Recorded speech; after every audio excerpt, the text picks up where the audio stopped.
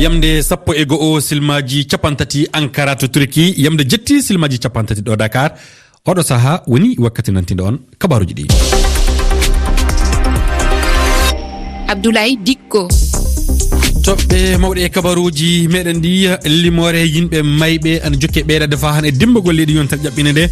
to Turki e leydi Syrie ɓuri yimɓe uddinaji 33 mayɓe e ɗeɗo leyɗe ɗiɗi ko walde ɗum yimɓe millioji hannden goni ngala ɗo mbaali e ngala du ko guure e muɗum jonnon leyɗe pelle adnare ndu ana jokki fa han waɗude mballa to leydi Benin toon député en temedere e jeenayon leydi ndi suɓaɓe puɗɗi golle alana kengen ɓe puɗɗiri hono suɓade hoorejo mabɓe on hoorejo keso woni Louisa Vlavoni député en capanɗe jeɗɗon e leydi temedere e jeenayon e cuɓimo to leydi Kudoware ɗeɗo ñalaɗe ɗiɗi ƴaɓɓire joni nde yewende tawaka saabe kawrital jettoɓal Abidjan ngallure jaleɗe poɗodiral du famɗali hakkude jalnoɓe ɓe Afrique hirnangue e ɓe Afrique hakkundere hannden yo altinere sappo e tati lewru ɗiɗo ɓordu e hitande ujunnaje ɗiɗi e noga e tati tedduɓe heeɗiɓe RFI e fulfulde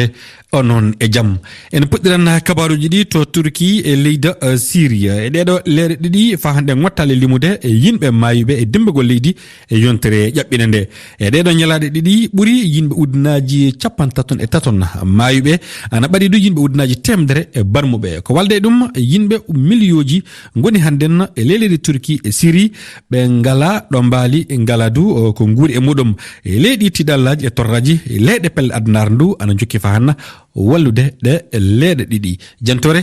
Amadou Barouba ko fodde mobilaji sappo nawori nguure e balle woni ko yaɓani diwe e kerol Turki e Syrie to Bab al Hawa e rewo hirnangue Syrie woni ɗi mobilaji ko balle ko wawata wallude loriɓe ɓe ɗo goni ko ɓorni cuddorɗe wondude kadi e bertanteri e wiide goto e hooreɓe jagorgal Syrie halfinagal ya garta fodde 62 laaɗe wiroje lowɗe balle juurima Syrie yogano paɗa kadi e nder leydi ndi immorade Arabie Saoudia hoorejo Syrie Bashar al-Assad yetti jarni hanki Émirats Arabes ni ko fewteɗe balle mabɓe fedde Hezbollah nde wallore Syrie neldi hanki alerte ballal fewde hirnangue Syrie no tawa e mum nguure e cafaje Qatar kadi holli eɓe jogui anniya neldude fodde ujune sappo cuuɗi hutoranoɗi ko fewti e folotiro adunaru faltingo ɗi alaji ko gam wallude koɗorɗe loriɓe e alhaali dimbagol leydi ndi hoorejo fedde OMS ɗum woni fedde halfinandi cellal adunaru nantini hanki hoorejo Syrie no jaɓi hokkude yamirode uddide nokkuje goɗɗe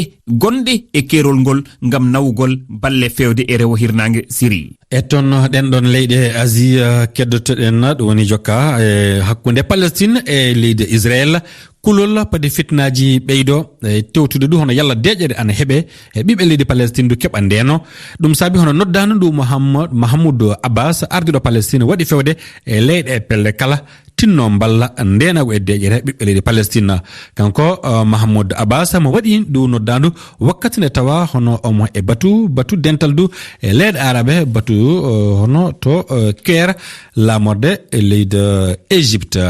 to leydi Tchad toon altinere hande nde jamina lamar leydi ndi fuɗɗan sariya hono murtuɓe e jeeyaɓe fedde facte 400 e 50 ɓe fuu eɓe tuuma golleji bonɗi wattude sukaɓe konunkagal e wargudu hoorejo kiɗɗo o leydi Tchad eɗen meccito e lewru hono nayi ɓorto e hitande ujunnaje ɗiɗi e noga e go'o nden Idriss Déby hoorejo kiɗɗo leydi Tchad wara e fitnaji hakkude kono Tchad e ɓeɗo murtuɓe e facte to leydi Benin e toon alana kengen hono député en suɓaɓe e suɓgoji hono cakkitiɗi ɗi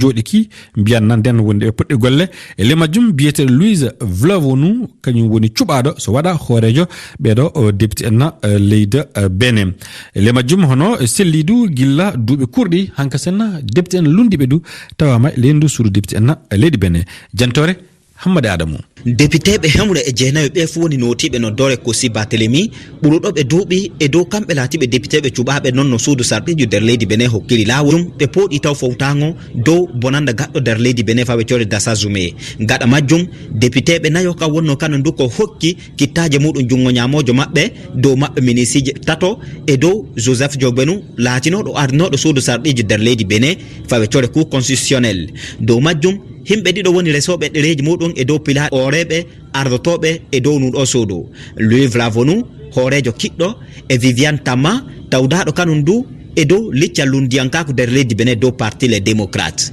e dow ngoɗo suɓo hanko laatiɗo Louis Vlavonu o heɓi hana himɓe 77 e dow himɓe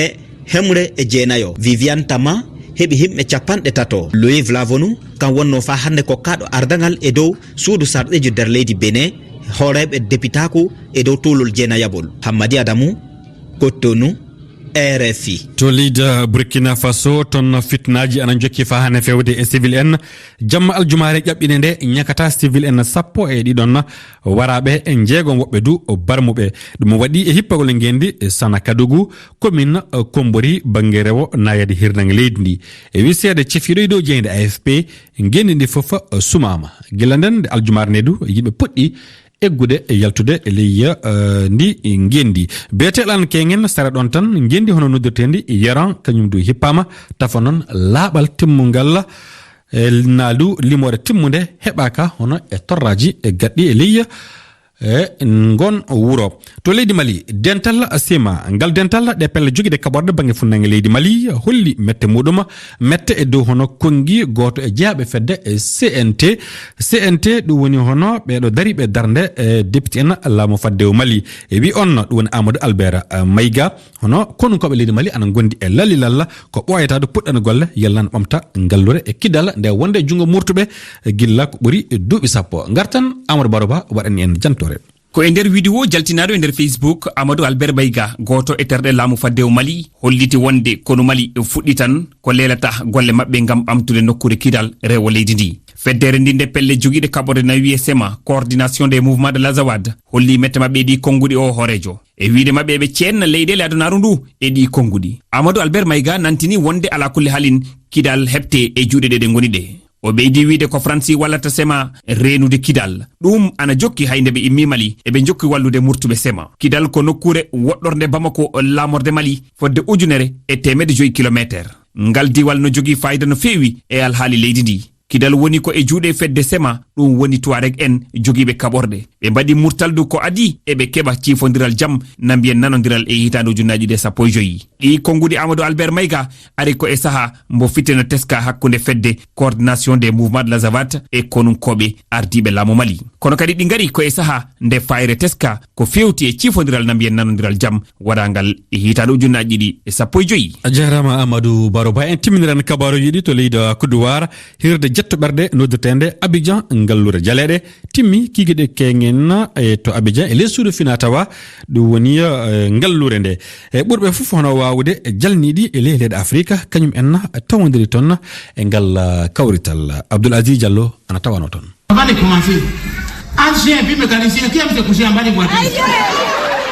ko kirɗinayɓe iwɓe leyɗe Afrique hirnangue e Afrique hakkunderi wonno folotirde e ɓaawo ngal folotiral tiiɗugal hakkunde ɗe mojoɓe ɗiɗi ka bange kirɗingol e gamol e yimugol mojoɓe ɗen ɗiɗi wawani ɓurodirde ñawowo hakkunde maɓɓe on wi'i ɓe foti Petit Gougou ko kirɗinowo iwɓe leydi Cameroun. Afrique centrale be Afrique de l'Ouest funa pat gotel en pat en derɗiraɓe kayen waɗi hande en wawa en heeɓi moy ɓuuri moy wawi kay en waray nder ɓureeki en wari nder goldal ɓuuri hawtugo en ngal tumbodiral kirɗinayɓe huuɓiri jonnugol mbuñaari yoga e tawanoɓe ɗulle ko mbuñaari RFI ɓurɗo wawde kirɗinde jonnandi Stéphane Dipita jeyaɗo leydi Cameroun e o kirɗinowo ivoirinajo jammitiɗo le magnifique woni ko toɗɗa wonɗo ñeeño ɓurɗo wawde e ngal tumbodiral jeetataɓal himo ɓangina weltare makko. Nous aussi les jeunes qui sommes humoristes menen sukaɓe jokkuɓe kirɗingol ngol ɗum ɗo kadi ko muradu hittuduni ko golle amen woni kamen heɓata nguure nde meɗen waɗa ɗe golle ɗo woɓɓe goo aray heɓa ɗon kañum kadi ka wuura meɗen waajo fi ɓuttu e demokaraku e coftal ɓalli ɗum ɗon fof min yewtiray ka kirɗingol o embere jamdi ɗiɗi arnoɓe darugol ngol kirɗinana jaleɗe ɗe ɓe sendodi hakkunde weldiɓe e ɗe nguureji arɗiɗi. Abdoul Aziz Diallo, Abidjan, RFI. jarama Abdoul Aziz Diallo on jarama onon du tedduɓe heeɗiɓe jokke heɗade e dow FF toɓɓere RFI toɓɓere FR na dow e dow hello Facebook RFI Fulfulde. yamde jetti fawi silmaji capan e nayi ɗo e lessude haleru RFI fulfulde bisimilla mon e ngo hello ɗim kabaruji ɗi fuɗɗere tafan yeftere coftal ɓalli yeftere coftal ɓalli Rama Diallo assalaminama mi salminima Abdoulaye kubkaf fuɗɗi kawrte muɗum alan kengen non Abdoulaye ɗe puɗɗi kenga kawre ɗe ana cowi e ley toon TP Mazembe nde RD Congo kañum fini Bamako Real Bamako kenga tati e goten ɓe gaɗi ɓen ɗon DCMP imana diɗal gongal RDC ngal waɗay fay mbaddu ka ɓe gaɗa ka mbaddu ɗum hakkude mabɓe ASEC Mimosa de Kodowara ɓolum ɓe timmini e fijo Saint-Éloi Lipopo ngal diɗal RDC ngal jahiti yeso ISM Alger ɓolum tati Monastir hawi Young Boys en ɗiɗi e ɓolum Abdoulaye Pyramide nde Égypte Faraba kanje ɗe donkodiri dow ɗiɗi Diable Noir en Brazzaville kamɓen kawi tati ɓolum Rivers United ɓe Nigeria e sallu wondu athlétisme Burkina heɓi desal kange Abdoulaye Hugues Fabrice Zango ɓi Burkina woni dañuɗo ngal desewal kanŋe kenga e dogga fitta ko waɗi to paari leydi France asayene nde o diwi fonde e métriji 17 piccal capanɗe 4 timmi deseje makko tati kanŋe hitande hikka nde Hugues Fabrice Zango laatoken dow ɓi Burkina jaharannoɗo leydi ndi desewal kanŋe ko fati e ndu fandu ko tawano e Jeux olympique Ghana heɓi ekkito keso Chris Hagton o wiyete Abdoulaye o ɓi Irland ƴuudi Ghana imo wonuno e hooreɓe fija ballon leydi ndi ko foti hitande hikka o tawdanoma jaati e ngal diɗal Ghana to Qatar e fijoji coupe du monde ko welli o fiɗannoɗo Tottenham fadde makko ekkitinde e ngal ɗol diɗal o lomti auto a dow jaharunoɗo hono ɗe golle fa hande ndu e folñiɗo e golle muɗum kinɗe to ekkitinde e diɗe leyɗe janane wakkatiji foti oɗo en yoɓete kanko Chris Hagton ɗum andaka tafon fedde fiɗa ballon Ghana kañum andini e ñalaɗe garoje ma wakkati ɓe muuyi ɓe kumpitan ɗum ɗon kibaru Ligue des Champions Europe fuɗɗan jango ɗum fuɗɗan jango Abdoulaye Paris Saint-Germain Bayern Munich nde Sadio Mané o etodiroɓe Kylian Mbappé barmuɗo tawaɗo e balmere joni ana ƴamite salla o jokkuma fijo ngo e nde ñalade jonnon o tawdama ekkitade kenga e diɗal makko fay so tawi ko laaɓi heɓaka salla tawdete e diɗal ngal a jaram koɗo men hande jukkoje ɗe CEDEAO e dental leyɗe Afrique ɗo woni UA a fawi e dow Mali Burkina Faso e leydi Guinée waddani ɗe leyɗe tati tiɗallaji mbiyan caɗele mawɗe ɗum saabi ɗe leyɗe ana noddi ana ñaagui jukkoje pawaɗe ɗe e kunce ɗi yokkongi docteur Abdouba kertaniɗo dawro e leyɗe hirnange Afrique e fano haala Ibrahima Timbi Ba mo holli so laamu potal wartali ɗe leyɗe ɗe jukkoje mbawata huncede keɗoɗenna kanko woni koɗo meɗen hannden docteur Abdouba mi salminima mi salmini on e kala heɗotoɓe RFI fulfulde fof ɗo mbawi wonde leydi Guinée wondude e leydi Mali e Burkina Faso ɗe leyɗe tati hiɗen andi pelle africayankoje ɗum ko CEDEAO wondude e Union africaine dental leyɗe Afrique hino fawiɗen leyɗe e jukkoje ɗe leyɗe noon waɗi ñagare yo ɗen jukkoje itte e hoore majje ko adi fof an ko honno yiruɗa nde ñagare ɗe leyɗe ɗum ari ko caggal nde ganduɗa ɗeɗo pelle ɗiɗi ɗe mbiɗa ɗe pawi jukkoje ɗe lepteɗe e dow leyɗele ɗe ɗum waɗi tampere ɗum waɗi caɗele mawɗe e nder leyɗele ɗe Mali e Burkina surtout yo ɗum noon ko noon tan ɓe mbawi waɗirde sabu no en gandi jukkoji ɗi ɓurino noon toon to leydi Mali waɗanoma embargo kono embargo ittama hedditi joni ko jukkoji walla lebte ɗiɗi ɓe pawa toon ɓe yowa ɓe darna e CEDEAO e Union africaine ɓe tawtortake toon ɓe yowa toon ɓe darna ɗimmel ngel mawɓe ardiɓe liɓal laamu ngal laamiɓe joni ɓe kamɓe individuellement kamɓe tigi tigi e mbaadi heerindi kamɓe ɗe ɓe pawa lebte pawa jukkoje wonko ɓe jaɓanaka to bangeji kewɗi ɗum noon fawi ko e no ɓe mbawata artirde laamu ginol woni constitution leyɗele ɗe en nde gandi happu leyɗele ɗe wano leydi Burkina e leydi Mali ɓe poti gasnude koye hitande arore nde 2024 tawi ko leydi Guinée foti gaynude ɗon waɗa sungoji ɗi artira laamu guinol constitution o ko hitande ujunnaji 2025 ɗo noon haa ɓe gasna haa ɗum ɗo timma fof dartingol ɓe e nder CEDEAO e nder union africaine ɓurmi jortade ɗum ɗon jokkan ɗum ɗon weɓata ittude kala ko CEDEAO ƴetti ino nanodiri e union africaine kala ko union africaine ƴetti ino nanodiri e pelle aduna ɗe fof gila banque mondial ha e banque développement e ombo afrique o e goɗɗe ina waɗi noon ko CEDEAO wawi wallirde ɓe e yaara e pelle goɗɗe walla leyɗele goɗɗe mawɗe ɗen no mbawata wallitirte ɓe to bange guura e to bange goɗɗo kono wona fii eɓe itta pawgu wa dartinde golle leyɗele ɗe e nder CEDEAO walla union africaine weɓata joni noon si en ƴeewi si en daariɗen jukkanɗe a yii ɗe yaada e faggudu awa ko caɗele honɗe ɗen jukkanɗe woni addande ɗen leyɗe gollodire ɗe no yaaji so wona bange faggudu kam no usti ɗum ɗon caɗele mum